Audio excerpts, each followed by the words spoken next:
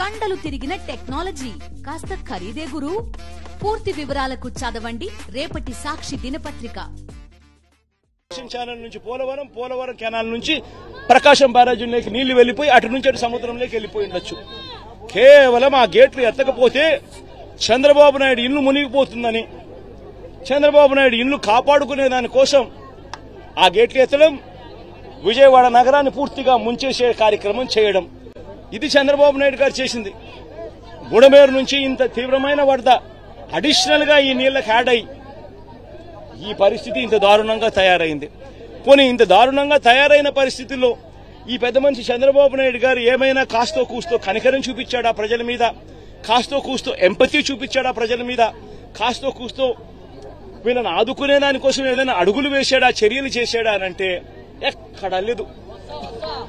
తాను ఇంట్లో ఎందుకు ఉండడం లేదు అనంటే తాను ఇంట్లో ఉండే పరిస్థితి లేదు కాబట్టి తాను ఇంట్లో ఉండడం లేదు, తాను ఇల్లు మునిగిపోయింది కాబట్టి తాను ఇంట్లో ఉండే పరిస్థితి లేదు కాబట్టి తాను ఇంట్లో ఉండడం లేదు.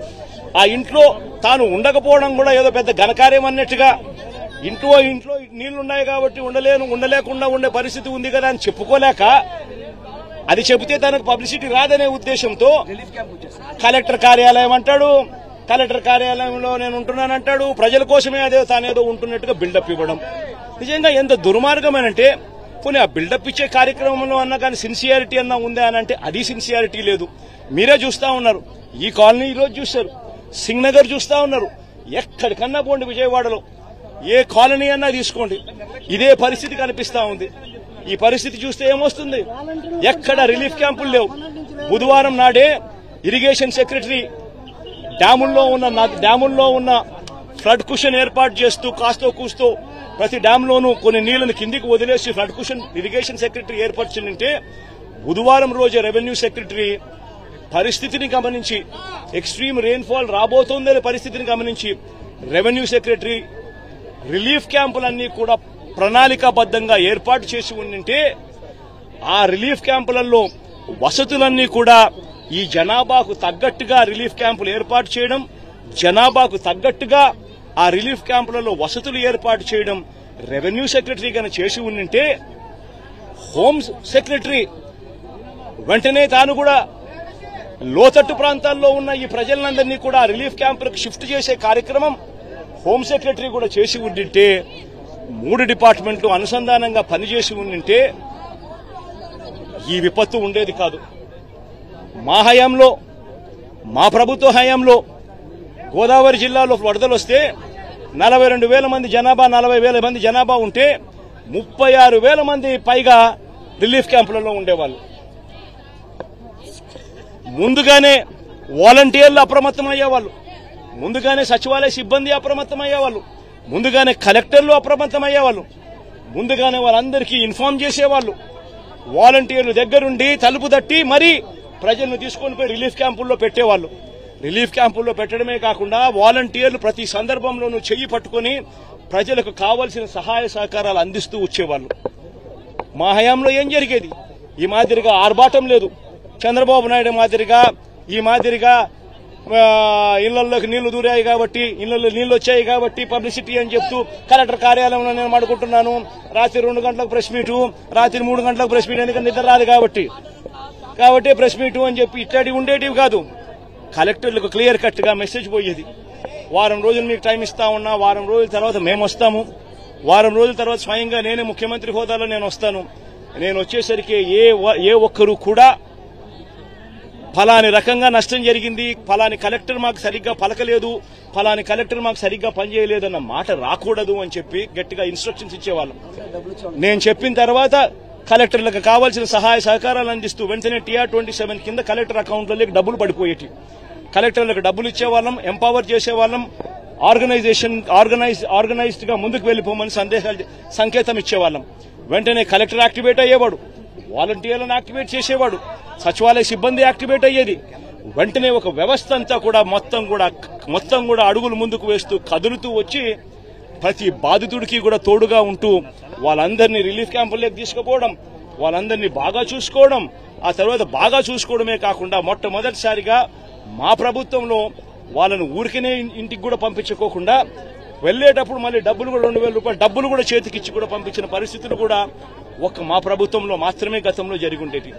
ఒకసారి గమనించమని అడుగుతా ఉన్నా. అప్పట్లో జరిగిన పరిస్థితులు ఏమిటి, అప్పట్లో ఏ రకంగా మేనేజ్మెంట్ జరిగింది, ఇప్పుడు ఏ రకంగా మేనేజ్మెంట్ జరుగుతా ఉంది అనేది గమనించమని అడుగుతా ఉన్నా. ఒకసారి కృష్ణలంక వెళ్లి అక్కడ ఒకసారి ఆ గోడ మీద నిలబడి ఒకసారి చూస్తే ఆమె అందరికీ ఆశ్చర్యం కలిగించే పరిస్థితి వస్తుంది.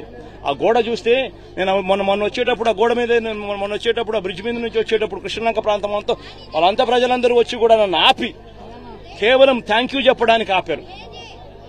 ఆ ఒక్క గోడ ఈ కృష్ణలంకకి ఇరువైపున ఉన్న ఈ గోడ ఒక్క గోడ దాదాపుగా 500 కోట్ల రూపాయలు ఖర్చు చేసి మన ప్రభుత్వంలో మనం కట్టినందువలన ఈ రోజు దాదాపుగా అక్కడ ఉన్న దాదాపుగా మరో 3 లక్షల మంది ఈ రోజు దాదాపుగా అందరూ కూడా సేఫ్ గా ఈ రోజు పడుకోగలుగుతా ఉన్నారు. నిజంగా నా గోడేగానే లేకపోయిందంటే అసలు ఇంకా ఎంత దారుణంగా పరిస్థితులు ఉండేదో అర్థం చేసుకునే దానికి కూడా ఆశ్చర్యం కనిపించే విధంగా ఉండేది. ఈరోజు 32 మంది చనిపోయినారు. ఇప్పటికే పేర్లతో సహా ఈ రోజు సాక్షి దినపత్రికల్లో ఇప్పుడు పేర్లతో సహా కూడా రాశారు. ఫలానివాడు ఫలానివాడు ఫలానివాడు ఫలానివాడు అని. ఆ 32 మంది కన్నా కూడా ఇంకా ఎక్కువగా ఇంకా చనిపోయిన వాళ్ళు ఇంకా తేలే పరిస్థితి కూడా కనిపిస్తా ఉంది. మరి 32 మంది చావుకు కారణమెవరు? మరి ఇంత దారుణంగా ఆర్గనైజేషన్ మేనేజ్మెంట్ అనేది నువ్వు లేకుండా ఈ మాదిరిగా నువ్వు మేనేజ్ చేయడము అనంటే, ఇంత దారుణంగా మేనేజ్ చేయడము అనంటే అసలు ముఖ్యమంత్రిగా నువ్వు నీ పదవిలో ఉండడానికి నువ్వు అర్హుడువేనా అని చెప్పి ఒకసారి చంద్రబాబు నాయుడు తన గుండెల మీద తాను చేయి వేసుకుని ఆలోచన చేయాల్సిన అవసరం కూడా ఎంతైనా ఉంది. ఎందుకంటే ఒక ముఖ్యమంత్రి చేయాల్సిన కార్యక్రమాలు ఏదీ తాను చేయలేదు. ముఖ్యమంత్రిగా చంద్రబాబు నాయుడు గారు పూర్తిగా ఫెయిల్ అయిన పరిస్థితులు కనిపిస్తా ఉన్నాయి. 32 మంది చనిపోయినారు. ఈ రోజు ఈ 32 మంది చావులకు చంద్రబాబు నాయుడు గారు సమాధానం చెప్పాలి. చంద్రబాబు నాయుడు గారు ఈ చావులకు ఓనర్షిప్ తీసుకొని ప్రజలకు క్షమాపణ చెప్పి ప్రజలకు సహాయం చేసే కార్యక్రమంలో ముందుకు అడుగులు వేయాలి. ఖచ్చితంగా జరగాలి. అధికారులను సస్పెండ్ చేశానంటున్నాడు. మొత్తం సహాయ చర్యలు అనుకున్నాయి. ఇప్పుడు మీకే చెప్పారు స్వయంగా ఇక్కడ వరకు మాకు ఏమీ రిలీఫ్ క్యాంపులు లేవు, మాకు ఎటువంటి భోజనం రాలేదు, వాటర్ రాలేదని మీకే ఇప్పుడు చెప్పారు స్వయంగా. మెయిన్ రోడ్డు ఇది. ఏ విధంగా చూడచ్చు? అధికారులను సస్పెండ్ చేస్తానంటున్నాడు. అధికారులు ఎవరు? ప్రభుత్వం ఎవరు? చంద్రబాబు నాయుడు గారి ప్రభుత్వం. మే 13వ తారీఖున ఎన్నికల రిజల్ట్స్ వచ్చినాయి. మే 13వ తారీఖు నుంచి ఇవాళకి దాదాపుగా 4 నెలలు కావస్తా ఉంది. మే 13వ తారీఖున ఎన్నికల రిజల్ట్స్ వచ్చినాయి. మే 13వ తారీఖు నుంచి ఇప్పటిదాకా దాదాపుగా 4 నెలలు కావస్తా ఉంది. 4 నెలలుగా ఆయనే ముఖ్యమంత్రిగా ఉన్నాడు. అధికారులను ఆయనే దగ్గరుండి ఆయనే ఏ అధికారిని ఎక్కడ పోస్టింగ్ వేయాలి అని చెప్పి ఆయనే దగ్గరుండి ఈ 4 నెలల్లో పోస్టింగులు కూడా తానే పూర్తి చేసినాడు. మళ్ళీ ఆయనే పోస్టింగ్లు ఇప్పించుకున్న అధికారులు వల్ల ఇది జరిగింది అని చెప్పి ఆయనే చెప్తా ఉన్నాడు సిగ్గు లేకుండా అనంటే అంతకన్నా సిగ్గుమాలిన పని ఏదైనా ఉంటుందా?